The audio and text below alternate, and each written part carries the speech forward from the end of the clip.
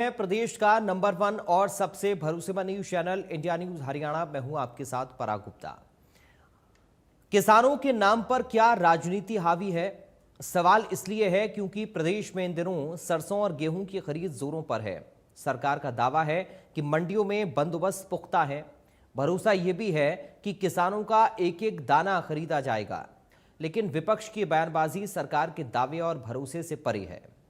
विपक्ष सरकार की तरफ से बनाए गए नए नियमों पर सवाल उठा रहा है। नेता विपक्ष भूपेंद्र हुड्डा का कहना है कि सरकार शर्तें लगाकर किसानों को परेशान कर रही है। नए घोटाले की तैयारी है। मजबूरी में किसानों को फसल बाहर बेचनी पड़ रही है।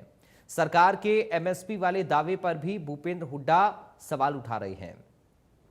हुड्डा का कहना है कि बीजेपी राज में किसानों को एमएसपी नहीं मिल रहा है। फसल खरीद का मुद्दा संसद में भी गूंजा। कांग्रेस सांसद कुमारी सैलजा ने बायोमेट्रिक और गेट पास को लेकर सवाल उठाए। बता दें कि गेहूं खरीद का तीसरा ही दिन है। सरकार खरीद पर नजर बनाए हुए है। मंत्री और विधायक अपने अपने हलकों में मंडियों का दौरा कर जायजा ले रहे हैं, तो अधिकारियों की ड्यूटी भी लगाई गई है। आज अपने खास कार्यक्रम में इसी मुद्दे पर करेंगे चर्चा, लेकिन उससे पहले कुछ सवाल। खरीद जारी, सियासत क्यों है भारी? क्या किसानों के नाम पर राजनीति हो रही है? पोर्टल पर विपक्ष को भरोसा क्यों नहीं है? एमएसपी को लेकर बार बार सवाल क्यों उठ रहे हैं? घोटाले के आरोपों का आधार क्या है?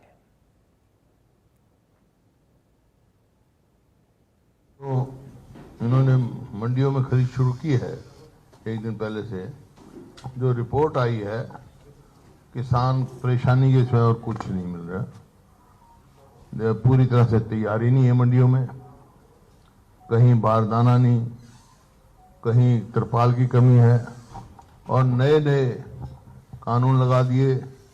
किसान को कैदी बनाने की तैयारी कर रहे हैं।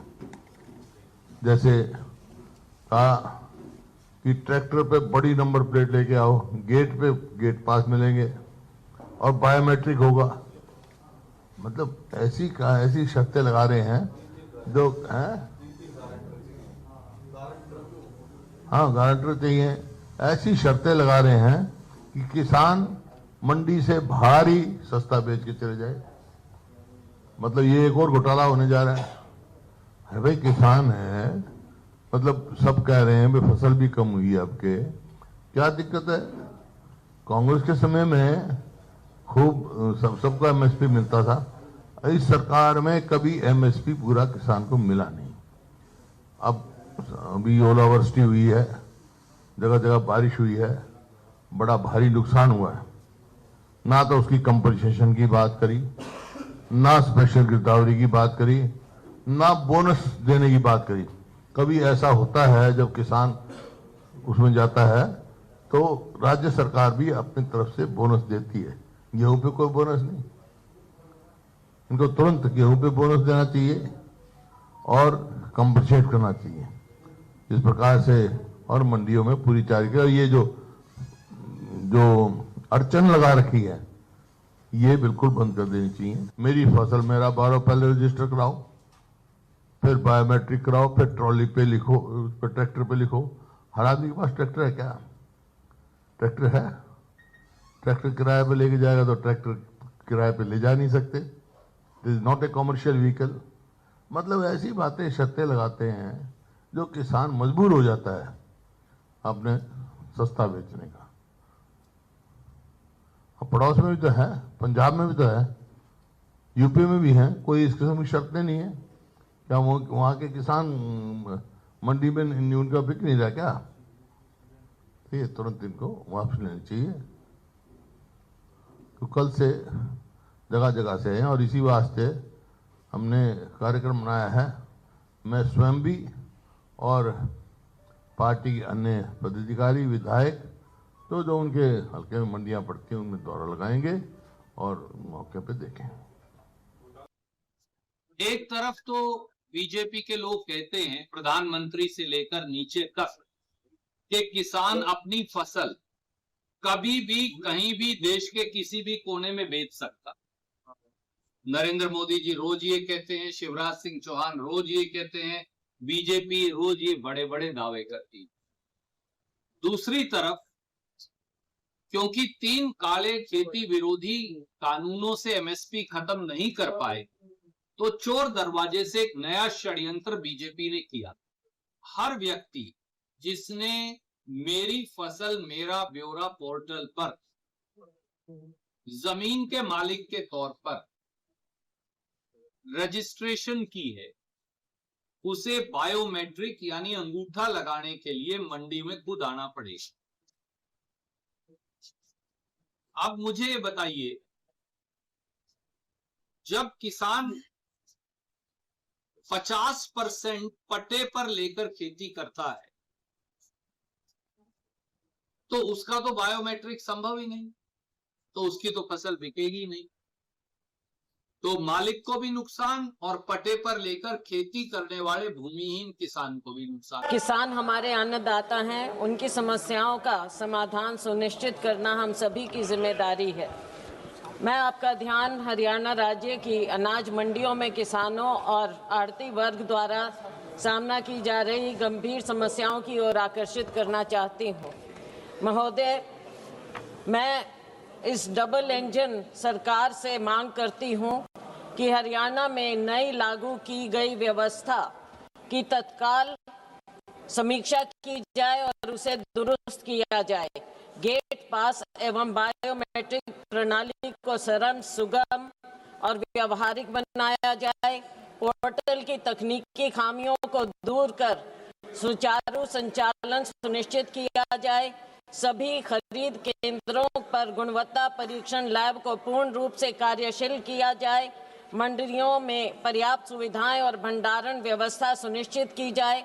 आड़त दरों की पुनर्समीक्षा कर उन्हें महंगाई के अनुरूप बढ़ाया जाए तथा मेरी फसल मेरा ब्यौरा पोर्टल को पुनः खोला जाए ताकि कोई भी किसान अपनी उपज बेचने से वंचित न रहे। बहुत बहुत धन्यवाद। इस समय रबी की फसलों की खरीद का सीजन चल रहा है। हमने इसके दाने दाने की खरीद के लिए व्यापक प्रबंध किए हैं। मेरे जो विपक्षी साथी हैं उनको बड़ी चिंता हो रही है।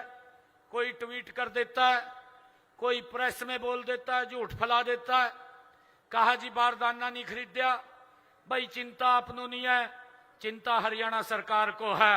एक एक किसान का एक एक दाना हरियाणा सरकार खरीदेगी और उसकी व्यवस्था की जिम्मेवारी भी ये हरियाणा सरकार की है, ये कांग्रेस की नहीं है, विपक्ष के लोगों की नहीं है, ये हमारी सरकार की है। इस वक्त हमारे साथ कुछ खास मेहमान जुड़ गए हैं, सीधा आपका परिचय करा दें। बीजेपी से प्रवक्ता रविंद्र सांगवान हैं। रविंद्र जी आपका स्वागत है। कांग्रेस पार्टी से प्रवक्ता बजरंग दास गर्ग हैं। बजरंग दास जी आपका स्वागत है। इनेलो से प्रवक्ता रजत पंजेटा हैं। रजत जी आपका स्वागत है। किसान नेता स्वामी इंद्र हमारे साथ हैं। स्वामी इंद्र जी आपका स्वागत है। और शुरुआत स्वामी इंद्र जी आपके साथ ही मैं कर रहा हूँ। क्या किस तरह की दिक्कतें इस वक्त हैं किसानों के सामने मंडी में अपनी फसल को ले जाने में, फसल को बेचने में, या फिर व्यवस्थाएं बेहतर हैं? कैसे आप देख रहे हैं दोनों पक्षों को, स्वामी इंद्र जी? देखिए, अभी हमने विपक्ष का भी बयान सुना और माननीय हरियाणा प्रदेश के नायब सैम का भी। नायब सैम जी बोलते हैं चिंता करने की जरूरत नहीं है, पर चिंता तो सामूहिक होती है।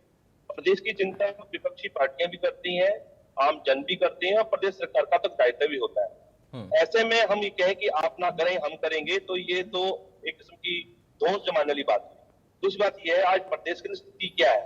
आज ओलावृष्टि प्रदेश में जगह जगह पे हमें सुनने को मिल रही है 3-4 दिन से कि ओलावृष्टि से किसान दुखी है। उसके बाद सरकार एक किसान को बायोमेट्रिक के लिए बातें करती है कि क्या अन्य राज्यों के अंदर, हरियाणा प्रदेश को छोड़कर दूसरे राज्यों के अंदर भी ये स्कीम आई है कि किसान अपना सत्यापन अंगूठा लगाकर अपना फिंगरप्रिंट देकर इस अंदर मंडी में जा पाएंगे, उनको गेट पास मिलेगा।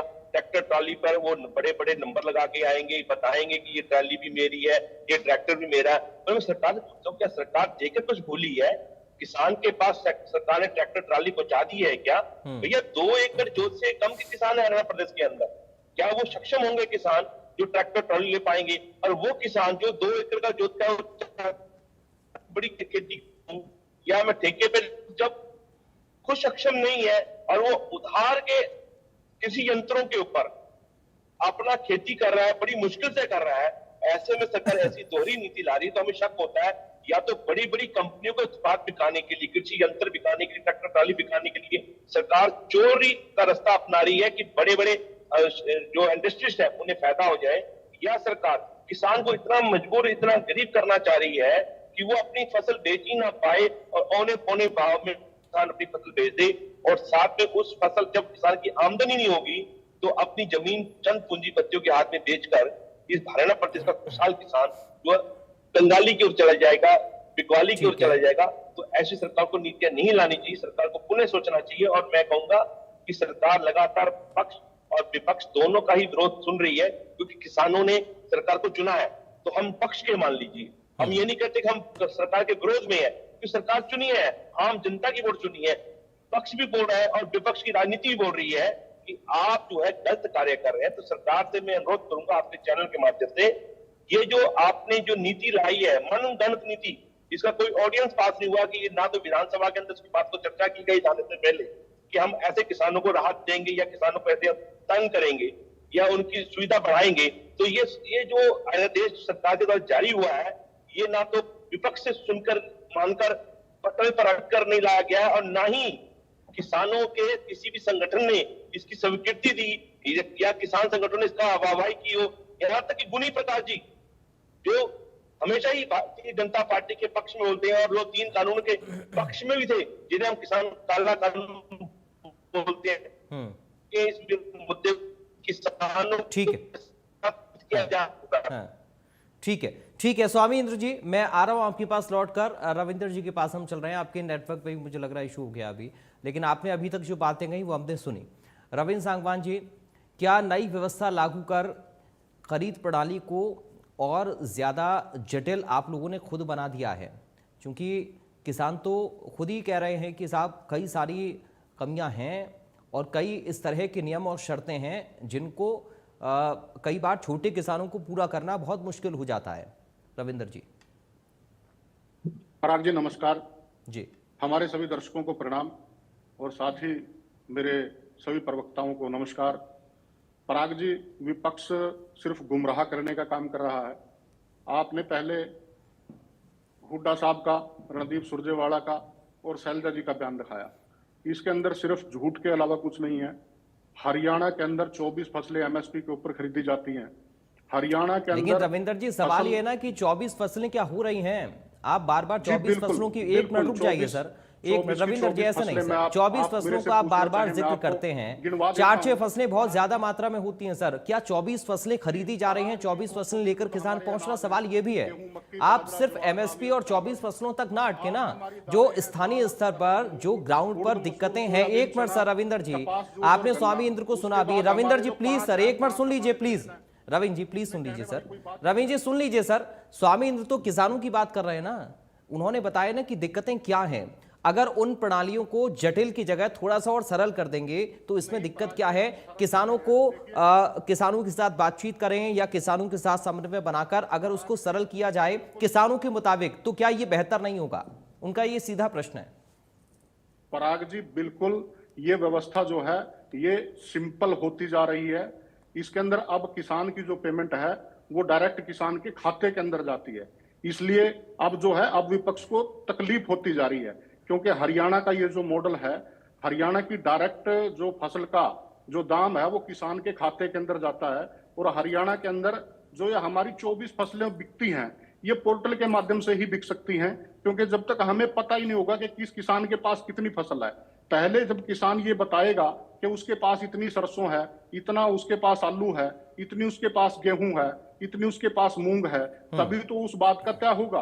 और इसमें कोई दिक्कत नहीं है, क्योंकि यदि वहां पर गेट पास को खुला करेंगे तो गेट पास कटवा के दूसरे लोग उसके अंदर घपला करने की कोशिश करते हैं।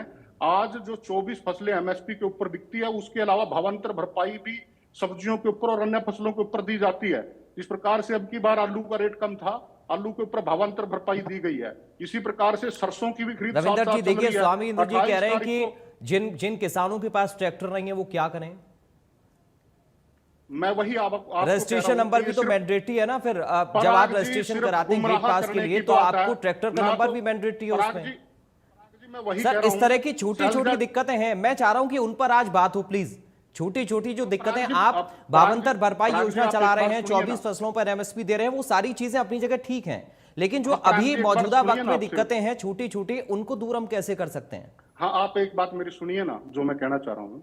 जो शैलजा जी कह रही हैं, सुरजावाला जी कह रहे हैं, हुड्डा साहब कह रहे हैं, बिल्कुल झूठ बोल रहे हैं। ना तो समय की कोई दिक्कत है, समय को हम बढ़ाते जा रहे हैं और समय हमने बढ़ा भी दिया है। ना कोई पोर्टल की दिक्कत है, पोर्टल भी हमारा खुला है। उसके बाद जो गेट पास है, जिस प्रकार से ये गुमराह करने का काम कर रहे हैं कि उसके अंदर गारंटर जी। चाहिए, कोई गारंटर नहीं चाहिए। ठीक है। किसान अपनी तरफ से 3 व्यक्तियों को ऑथोराइज कर सकता है। उन 3 व्यक्तियों के अंदर से देखिए पराग जी, कल पंजाब की आड़ती एसोसिएशन माननीय मुख्यमंत्री जी से मिली और इंद्र जी को भी मैं बताना चाहता हूं, रात भी किसान संगठन माननीय मुख्यमंत्री जी से मिले हैं। रात के 12 बजे तक तो किसान संगठन माननीय मुख्यमंत्री जी से मिलकर के बैठ के चर्चा हुई है। किसानों से क्यों नहीं मिल रहे? किसानों से मिल रहे हैं। हमारे कृषि मंत्री मंडियों के अंदर, आज भी कृषि मंत्री हमारे 15 मंडियों का दौरा करने के लिए जा रहे हैं। हमारे जो खाद्य एवं आपूर्ति मंत्री हैं वो मंडियों के अंदर जा रहे हैं।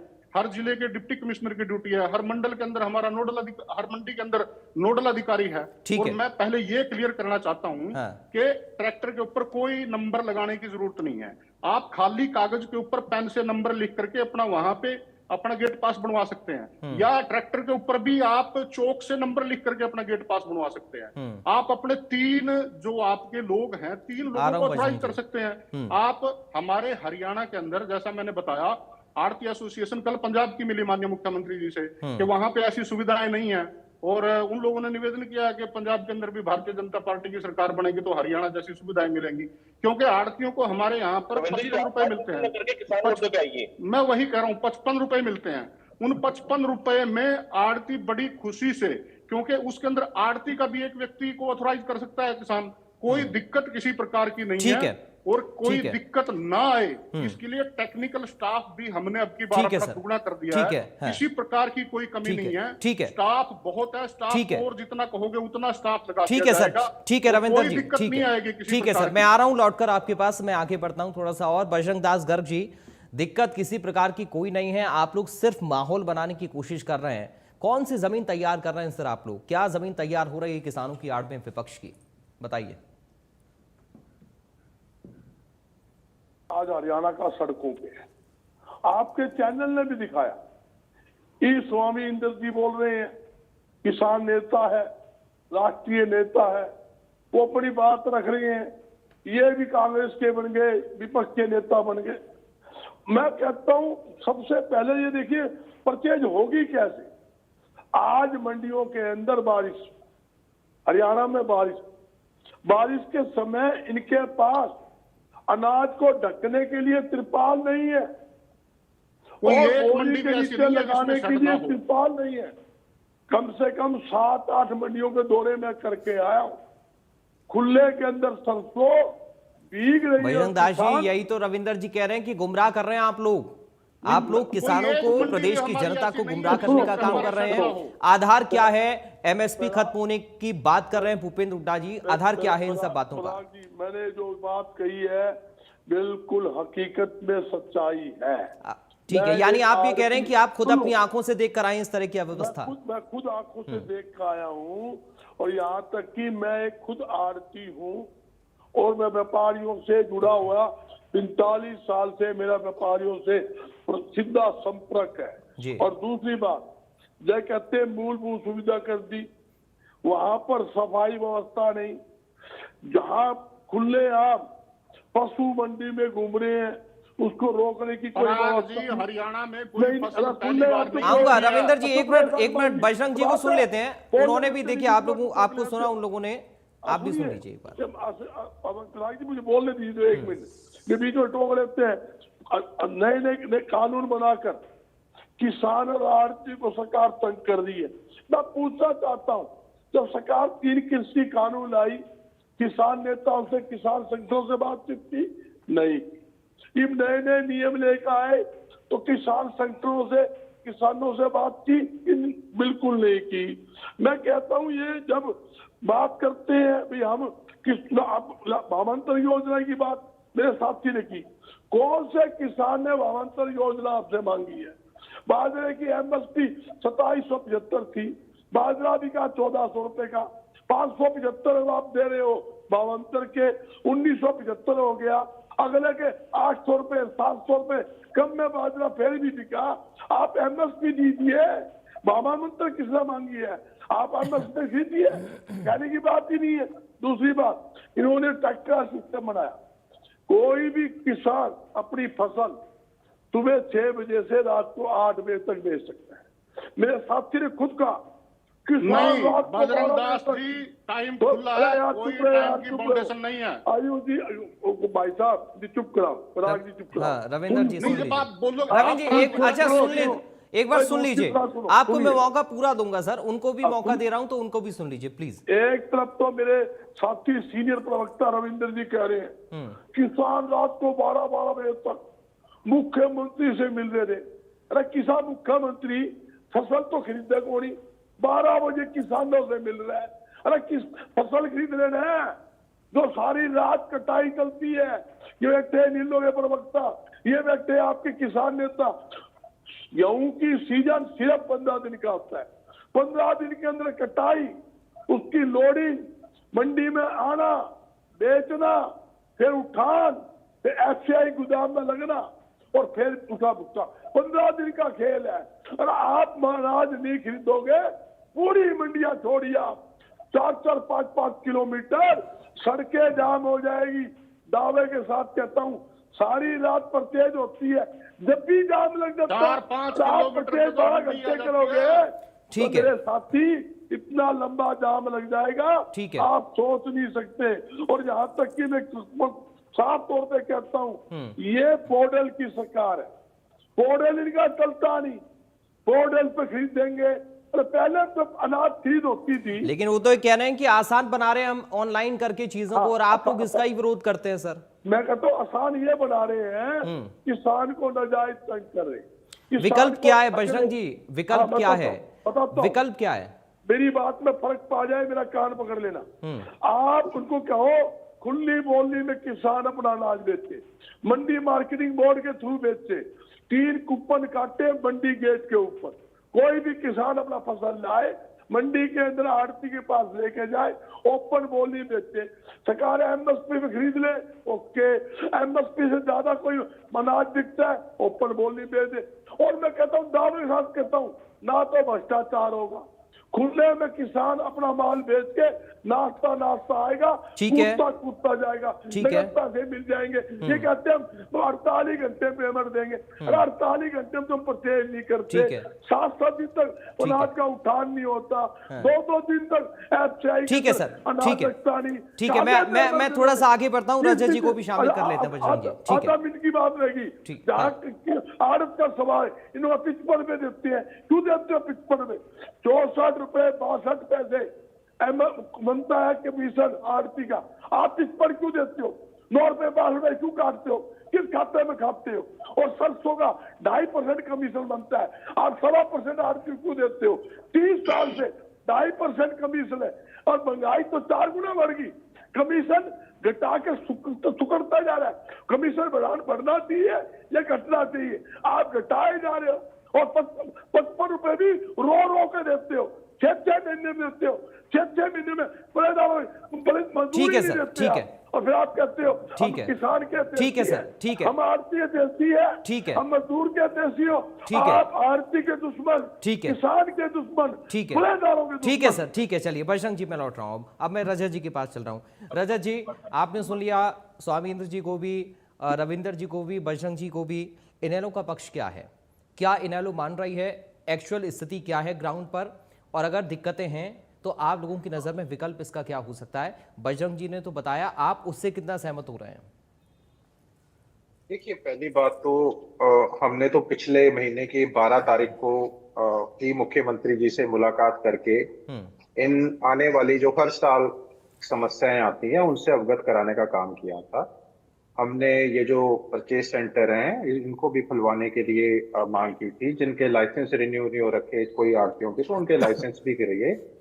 और जो किसानों को लेकर, चाहे वो खुले में अनाज की हो, हम ये नहीं कहते कि शेड नहीं है, मगर 1-2 शेड से अगर आप सोचते हैं कि सिर्फ शेड है और खुले में कुछ नहीं है, तो बहुत सा शेड भर जाते हैं। केवल एक फसल से नहीं, जब भी कोई फसल आती है शेड भर जाते हैं। और हम तो झूठ बोल सकते हैं कि ये बोल रहे हैं चैनल वालों के दृश्य तो झूठ नहीं है। आप ही के चैनल ने दिखाया था सरसों भीगते हुए, कि मैं उसी डिबेट में शामिल था, लाइव टीवी में देख रहा था मैं उस समय। तो क्या टीवी के चैनल या और न्यूज चैनल भी झूठ बोल रहे हैं? जो बरसात में अन्न भीग रहा है, जो अनाज मंडियों में पड़ा है, जो शेड के बाहर है, शेड भर गया तो क्या बाहर ही जाएगा वो शेड से? और मंडी के अंदर की ये बात कर रहा हूं। तो ये बात मुझे लगता है कि जो भाजपा के प्रवक्ता है, मैंने इनके साथ कई डिबेट करी, मुझे लगता है एक प्रवक्ता की तरह बात करनी चाहिए, फैक्ट्स पे बात करनी चाहिए। नेताओं की कोई कमी नहीं है किसी भी पार्टी के अंदर, वो भाषणबाजी यहाँ शुरू होकर फिर वो डिबेट का स्तर नहीं रहता। फैक्ट्स पे बात करें ज्यादा अच्छा है, एक दूसरे के बीच में टोका टाकी ना करें, ज्यादा अच्छा है। इन्होंने कहा कि किसान के खाते में पैसा जाता है सीधा। पहले कहाँ जाता था? पहले कहाँ जाता था पैसा? किसान को हाथों हाथ पैसा मिलता था। अगर अपनी गाड़ी खून पसीने की कमाई दे रहा है आपको, जो वो खेत में उगाता है, पूरे साल रोटी खाता है हर घर का व्यक्ति उसके अंदर। पूरे साल किसी भी घर का अनाज किसान उगाता है तो पूरे साल रोटी खाता है वो कोई व्यक्ति, अपना आटा मार्केट से खरीदता है, कुछ करता है, ठीक है। उसके बाद आपने एक दो बातें और कही कि आपने कहा आलू के ऊपर भावांतर भरपाई मिल रही है। बड़ी हैरानगी की बात है कि आलू 50 पैसे में पिटा है, सड़कों पे लोगों ने फेंका है, खड़ी फसल के ऊपर ट्रैक्टर चला दिए। और ये भावांतर भरपाई में बहुत टाइम से सुन रहा हूं, इसका 1400 करोड़ का बजट होता था, घटा के 400 करोड़ के आसपास का कर दिया, 1000 करोड़ पहले ही कम कर दिया। कोरोना काल में इन्होंने अपने हरियाणा के अंबाला के कुरुक्षेत्र के यमुनानगर डिस्ट्रिक्ट के किसानों की ना तो गोभी खरीदी, ना मूली खरीदी, और मंडी के बाहर पुलिस खड़ी कर दी, उनको डंडे मारे गए, वो देहरादून में जाके बेच के आए। और जिनकी खड़ी थी फसल किसानों की, उन्होंने ट्रैक्टर चला दिया। किसान बड़ा अनकी है।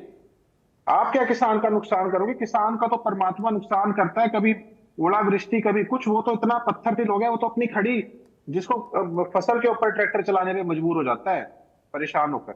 सुसाइड क्यों करता है किसान? अगर आप लोग उसे मजबूर करते हो, एनसीआरबी का डेटा है 31 किसान रोज सुसाइड करता है। कहो तो अभी खोल के दिखा देता हूं, या खुद कर लो, सर्च कर लो। तो बहुत सी ऐसी चीजें हैं। और मैं आज आपको बता रहा हूं, ये एमएसपी जो कहते हैं ना, हर बार आपने बहुत सही टोका इनको। इन्होंने कहा 24 फसलों की खरीद की जा रही है, मतलब कंटिन्यू हुआ है 24 फसलों की। हमने नहीं, ये तो सभी ने कहा। आपको व्यवहारिक सी बड़ी बात है कि प्रैक्टिकल भाई है ही नहीं, 24 फसलें उगती ही नहीं है हरियाणा के अंदर, मगर ये दावा करते हैं कि हम खरीद रहे हैं। हम कहते हैं बताओ फसल का नाम और उसके आगे कितने क्विंटल खरीद करी आपने। आप फसल का नाम बताओ और कितने क्विंटल खरीद करी। इनके पास ना आंकड़ा है ना जवाब है। हम तो विधानसभा से पहले भी पूछे थे, विधानसभा में रख देते। अब आपको तो खुला चैलेंज है, अगली बारी डिबेट में आओ, ये बात बोलने से पहले आंकड़े लेके आना 24 के 24 फसलों के। भैया 24 के ऊपर। और बात रही ना, आप कह रहे हो विधानसभा की, अरे विधानसभा के अंदर 2 एमएलए आपके, उन्होंने ही राज्यसभा के चुनाव के अंदर वोट नहीं दी। 2019 की बातें कर रहे हो आप। आपको अभी चलिए, मैं चाह रहा हूं कि आज हम इसी मुद्दे पर रहें प्लीज। हम फसल खरीद के मुद्दे पर ही रहें, एक्चुअल जो दिक्कतें हैं, तथ्य हैं, उन पर ही बात कर लें। रजत जी, एक और इसमें बीच में मैं ठोक रहा हूं, क्या आपको ऐसा लग रहा है कि पूरी व्यवस्था फेल हो गई है, या कुछ एक दिक्कतें हैं जिनको दूर किया जा सकता है, उनकी वैकल्पिक व्यवस्था उनकी हो सकती है? क्या पूरी व्यवस्था फेल है, ये भी क्या सही है कहना?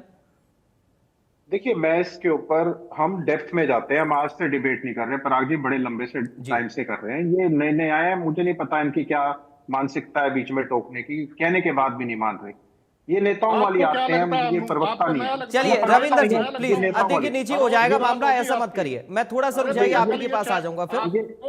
एक बार सुन लेते मैंने एमएसपी की सुन लेते हैं, एक बार रविंदर जी सुन लेते हैं। बात इसलिए करी थी सुन कि मैं किसी और बात पे आ रहा था, ये बीच में टोका टाकी। ठीक है, चलिए रविंदर जी प्लीज, रविंदर बीच में ना बोलिए आप। रजत जी आप आइए मुद्दे पर, आइए सर, अच्छी बात नहीं होती किसी को। आइए आप मुद्दे पर आइए अपनी बात। बात ठीक है, हो गया सर, प्लीज खत्म करिए, प्लीज खत्म करिए सर, ऐसे समय से आया होगा, प्लीज खत्म करिए। रजत जी आइए।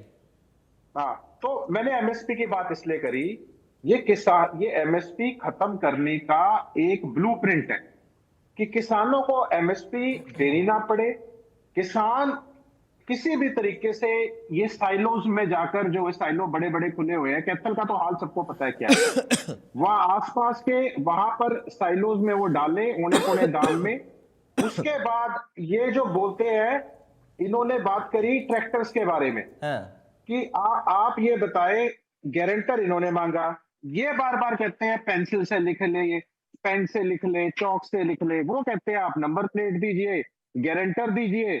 उसके बाद मैं आपको एक बात बता दूं, घोटाला कभी ट्रैक्टरों में नहीं होता, घोटाला हमेशा ट्रकों में होता है। जो ट्रकों में घोटाला हमेशा ट्रकों में होगा, घोटाला जब भी होगा ट्रकों में होगा, ट्रैक्टर ट्रॉली में कोई घोटाला नहीं होता। आपने 8 बजे के बाद, जबकि थोड़ा सा रुकिए प्लीज, हम हर बार आते हैं, हम हर बार इस बात पे कहते हैं कि 24 घंटों बिल्कुल कटाई चलती है। आप गेहूं की बुआई भी, मैं आपको बता दूं, गेहूं की बुआई भी रात में ट्रैक्टर पे लाइटें लगा के होती है। कटाई छोड़िए, बुआई भी, हमारी बुआई तक रात में हुई है। आप क्या बात करते हैं? ठीक है, आप कहते हैं 8 बजे के बाद मंडी में नहीं आने देंगे। अरे आप कहते हैं 8 बजे के बाद मंडी में नहीं आने देंगे, 8 बजे के बाद क्यों नहीं आने देंगे? आप खुद परेशानियां देखिए। ये बेतुके कानून, बेतुके ये इन्होंने थोपे हैं, ये इन्होंने थोपे। अरे बीच में क्या, पता नहीं क्या दिक्कत है यार, कोई भी नहीं बोलता। रविंदर जी थोड़ा सा रुकिए, आ रहा हूं मैं। रजत जी आप कंप्लीट करिए अपनी बात जल्दी से, फिर मैं रविंदर जी आ रहा हूं आपके पास। मजा नहीं आता जब ये बात है ना, दर्शक तक हमारी बात ना जाए, अपने उलझानो जब कोई सही बात। चलिए ठीक है, खत्म करिए, निजी मत होइए। आइए रजत जी, रविंदर जी रुक जाइए सर, ऐसे देखिए समय ही खराब हो रहा है। ये कह रखा है कि समय की कोई दिक्कत नहीं है, पोर्टल की कोई दिक्कत नहीं है, समय की दिक्कत नहीं है। किसने कहा समय की दिक्कत नहीं है? आपके लिए नहीं होगी, आपको खाली करके आपको नेता, आपने तो भाषणबाजी करनी है, आपके लिए समय की दिक्कत नहीं है ना, डिबेट के बाद, चैनल के बाद। अच्छा चलिए, मैं थोड़ा सा आप दोनों को रोक रहा हूं, मैं दोनों से निवेदन कर रहा हूं, मैं दोनों से निवेदन कर रहा हूं, प्लीज रजत जी आप भी रुक जाइए थोड़ा सा, रविंदर जी आप भी रुक जाइए। देखिए रजत जी अब थोड़ा रुक जाइए, क्योंकि आप बोलेंगे तो वो भी बोलेंगे फिर, प्लीज थोड़ा सा मैं निवेदन कर रहा हूं आपसे। रजत जी मैं निवेदन कर रहा हूं, आप देखिए बोलेंगे वो भी बोलेंगे और समय खराब होगा, थोड़ा सा रुक जाइए, मैं अगली बार आकर आपको वक्त दे रहा हूं। ये बदतमीजी मत चलाओ चैनल के ऊपर, अगर मैंने गलती करी है। रजत जी एक मिनट रुकिए तो सही सर, आप नाराज मत होइए, मैंने उनको टोका, बीच में बोल रहे हैं, मैं इसीलिए बोल रहा हूं क्योंकि आप दोनों लगातार बोलेंगे फिर समय खराब होगा। आप थोड़ा सा रुक जाइए, मैं आगे बढ़ जा रहा हूं, फिर अगली बार आकर आपको पूरा समय दूंगा, आप अपनी बात रखेगा। बजरंग जी भी देखिए टोक रहे हैं कि समय खराब हो रहा है। स्वामी इंद्र जी एक छोटा रिएक्शन प्लीज रखिएगा, क्या व्यवस्था में कुछ परिवर्तन की जरूरत है और उसके लिए एक सकारात्मक माहौल कोई बन पाया है किसानों का? क्योंकि रविंदर जी तो कह रहे हैं कि लगातार संपर्क में हैं किसान, बातचीत भी कर रहे हैं और कोई भी, और मुख्यमंत्री का बयान भी हम सुन रहे थे, वो कह रहे हैं कि दाना दाना हम खरीदेंगे। उधर भूपेंद्र हुड्डा कह रहे हैं कि एमएसपी खत्म करने की व्यवस्था ये पूरी चली आ रही है, तो इन बातों से कितना इत्तेफाक हम रखें स्वामी इंद्र जी?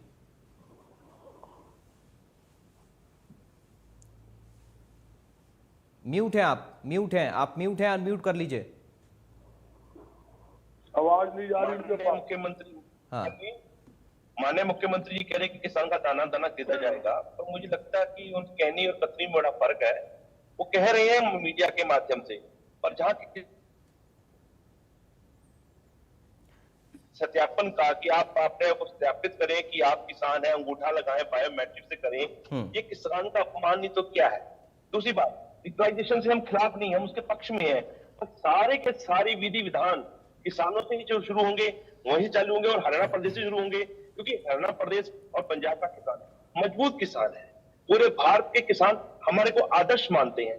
आज वही किसान परेशान है तो पूरे देश के अंदर क्या मैसेज जाएगा कि जो आदर्श किसान है, लोगों के लिए आदर्श है, आज वही किसान परेशान है, उसकी फसल नहीं बिक पा रही, वो मंडियों के बाहर खड़ा है, मजबूरी में औने पौने दाम में अपनी फसल बेच रहा है।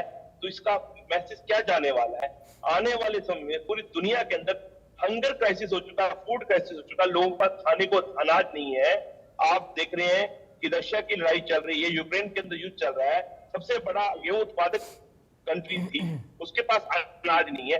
मात्र भारत बचा है जहां पे मेहनत करने वाले किसान बड़ी मेहनत से फसल को लेकर आ रहा है, प्रकृति आपदाओं से बचा कर लेकर आ रहा है, और फसल भी कम है। और ऐसे में आप ऐसे मानक लगा देते हैं कि आप पोर्टल पे करें, पोर्टल भी कर लिया जी, उसके बाद आप ट्रैक्टर ट्राली को स्थापित करें, वो भी कर लेंगे जी, और अंगूठा भी लगाएं, गवाह भी लाएं। हमने चोरी का माल लेके आ रहे हैं क्या मंडी के अंदर? आप ये व्यवस्था किसके लिए की जाती है? जो चोरी, आप ये सीधा सीधा क्यों नहीं कहते कि हरियाणा प्रदेश के अंदर किसान चोरी कर रहा है? ये चोरी का अनाज लेके आया है, तो हम समझें कि हमने गलती कर दी तो लगाकर। ऐसा नहीं किया जा सकता और ऐसा करना भी ठीक है, चाहिए। मानवीय मूल्यों पे ये बात कहीं भी ठीक नहीं लगती ठीक कि है। आप मेहनत कश को, अन्नदाता को, जिसको हम ये कहते हैं, उस पे इतने आप कि वो खेती करना ही छोड़। ठीक है रविंदर जी, रखिए अपनी बात और मैं उम्मीद करूंगा कि एक दूसरे के बीच में आप लोग ना बोलें। रविंदर जी, सवाल वही है कि जी पराग जी, जो अव्यवस्था है उसको दूर कैसे किया जाए, और स्वामी इंद्र जी, बजरंग जी, रजत जी ये कह रहे हैं कि अव्यवस्था है। इससे पहले आपने सुना आपके विपक्ष के साथियों ने मौसम खराब होने के बाद बारिश हुई तो फिर कैसे जो फसल खराब हुई उसकी तस्वीरें भी सामने आई, उसका मुद्दा भी उठाया। क्या ये आप कह सकते हैं कि हाँ हम पूरी तरह से इस बात को लेकर आश्वस्त हैं कि एक दाना भी भीगेगा नहीं? क्या इस तरह की व्यवस्थाएं हैं? ये भी तमाम सारे सवाल हैं रविंदर जी। पराग जी, हमारे किसान नेता इंद्र जी ने जो बात कही, देखिए हरियाणा के अंदर जो किसान की फसल बेचने की व्यवस्था है वो दूसरे प्रदेशों से बेहतर है। ये इनको भी इस बात का पता है और इन्होंने कहा है कि हरियाणा का जो किसान है हमारा, हम किसानी में बहुत आगे हैं। उसी के नाते जो दूसरे प्रदेशों के किसान है, पंजाब के किसान है, हिमाचल के किसान है, वो हमारे यहाँ पर फसल बेचने की कोशिश करते हैं। हमारी जो प्रायोरिटी है कि हमारे किसान को उसका हक मिले, उसकी सरसों भी बिके, उसकी सब्जियां भी बिके, उसकी गेहूं भी बिके और उसकी धान भी बिके। इसके नाते इस व्यवस्था को और उसका जो पैसा है वो बिना किसी बिचौलिए के, बिना कहीं पर, वो सीधा उसके खाते के अंदर। लेकिन वो तो ये कह रहे हैं ना, पहले मंडी के अंदर किसान पहुंचे, फसल अपनी बेचे, उसके बाद तो पैसा पहुंचेगा सर। और बाकी प्रदेशों की किसान की आप बात कर रहे हैं, वो कह रहे हैं कि अपने प्रदेश के किसान परेशान हो रहे हैं। पराग जी नहीं जाता था, आड़ती के खाते में पैसा जाता था। वो कह रहे हैं कि सर इतनी पाबंदियां क्यों है, क्यों लाइन लगाकर खड़े हों, क्यों समय की बाउंडेशन हो किया जा रहा है, बार बार गारंटर की बात की जा रही है।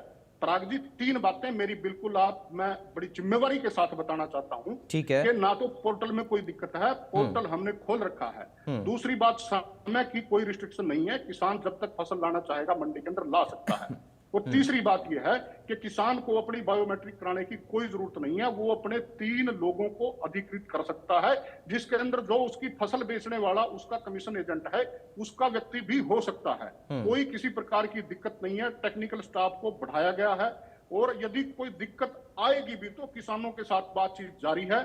आपने भी देखा, मैं भी बता रहा हूं और साथियों को भी पता है। कृषि मंत्री श्याम सिंह राणा जी मंडियों के अंदर है, फूड सप्लाई मिनिस्टर मंडियों के अंदर है, माननीय मुख्यमंत्री जी किसानों से बात कर रहे हैं, जिले के उपायुक्त मंडियों के अंदर है, हर मंडी के अंदर सीसीटीवी कैमरे लगे हुए हैं, सारी व्यवस्थाएं। और दूसरी बात रही फसल के भीगने की बात रही, ठीक है, देखिए मैं 2 बातें बताना चाहूंगा। बहुत जल्दी से। की फसल हमारी वो हमारी रेट से ज्यादा पे बिकी, सरसों की फसल हमारी रेट से ज्यादा पे बिक रही है। ठीक है, सरसों में हमें कोई दिक्कत नहीं है। हमारी जो 416 मंडियां हैं उन मंडियों के अंदर, हमारी सब मंडियों के अंदर शेड हैं। उसके अलावा कोई जो व्यवस्था की बात है, हर मंडी के पास हमारे पास 4 जो हैं परचेज सेंटर वैकल्पिक हमारे पास उपलब्ध हैं। ये जो 5-6 किलोमीटर की बात कर रहे हैं, 5-6 किलोमीटर तक तो हर मंडी के पास हमारे पास वैकल्पिक सेंटर हैं और उन वैकल्पिक सेंटर को हम तैयार रखते हैं। जैसे मंडी के अंदर हमारी यदि रश होता है तो उन वैकल्पिक मंडियों। ठीक है, यानी आप ये कह रहे हैं कि सब कुछ बेहतर है, सब चंगा है। मैं आगे बढ़ रहा हूं चूंकि समय अब समाप्ति की ओर है, हालांकि अभी वक्त है। बजरंग जी, सब कुछ चंगा है, फिर क्या दिक्कत है सर? आप लोग बताइए। अब रविंदर जी पूरी गारंटी भर रहे हैं, यहां पर बैठकर कह रहे हैं कोई दिक्कत ही नहीं है, आप लोग बिना वजह माहौल बना रहे हैं।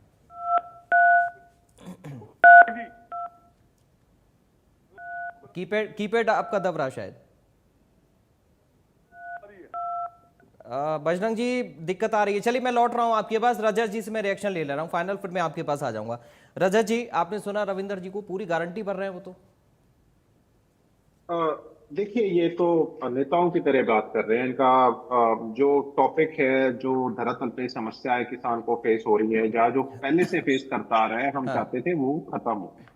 अब ये नई शर्तें इन्होंने लगाई हैं। मैंने अभी पहले वक्तव्य में एक बात कही थी कि हाँ, यहाँ सबसे पहले किसान स्वाभिमानी बहुत है। अगर सरकार रेट नहीं देती तो जो बच्चों की तरह महीनों तक अपनी फसल को पालता है, अगर उसके ऊपर ट्रैक्टर चला सकता है, तो अगर किसान को इतना ज्यादा परेशान करोगे आप वो एक एमएसपी ना देनी पड़े, वो कहेगा भी चलो बाहर ओपन में औने पौने दाम पे जो भी बाहर से मिल रहा है उस पे बेचूं मैं। और वो क्या है, बड़े बड़े धन्ना सेठ है। अब साइलोस किसके हैं वो सब जानते हैं, अडानी के साइलोस हैं। या वो आटा भी, फॉर्च्यून आटा किसका है, आप किसका खाते हो जो फॉर्च्यून आटा मार्केट से लेके, वो अडानी का है। अब इतना सरसों का तेल है, वो फॉर्च्यून किसका है, अडानी का है। तो अडानी एग्रो लिखा हुआ उनके ऊपर, हर व्यक्ति पीछे देखता है अभी कहाँ से। तो ये चाहते हैं कि औने पौने दाम पे सरकार को एमएसपी ना देनी पड़े। और ये तो 3 काले कानून लेकर आए थे, तब इनकी मंशा भी यही थी कि एमएसपी खत्म करो, ओपन मंडी के भरोसे छोड़ दो किसानों को, जो औने पौने दाम पे फसल खरीद होगी उस पे होगी। इनके एग्रीकल्चर मिनिस्टर का नाम लिया इन्होंने, श्याम सिंह राणा जी का। इनको पता होना चाहिए कि श्याम सिंह राणा ने 3 काले कानूनों के विरोध में भाजपा को से रिजाइन दिया था, क्योंकि तब वो सत्ता में उनको दिख रही थी किसानों की परेशानियां क्या है, तब उनको परेशानियां दिख रही थी। अब वो एग्रीकल्चर मिनिस्टर, उनको परेशानियां नहीं दिख रही। अपने आप को फिर किसान भी बता देते हैं, ऐसे लोग बैठ के ये भी बोल देंगे कल को मैं किसान हूं। लेकिन किसानों की समस्या, किसानों का स्वाभिमान, अगर आप स्वाभिमान पे चोट पहुंचाओगे तो किसान खुद ही कह देगा मैंने बेचता, और तंग करो हमारे को, जितना करना तंग करो। ठीक है, मैं अभी भी कह रहा हूं, ये सारा, आप ये बताइए क्या विपक्ष शर्त लेकर आया है? क्या ये बातें, अगर हम चलो कहते हैं कि हम बात कर रहे हैं, तो एक चीज है सत्ता पक्ष के पास, जब जवाब से और जवाबदेही से बचना है, अगर आपके मीडिया के सवालों से भी बचना है, तो उनके पास एक ही है कि विपक्ष तो गुमराह कर रहा है जी।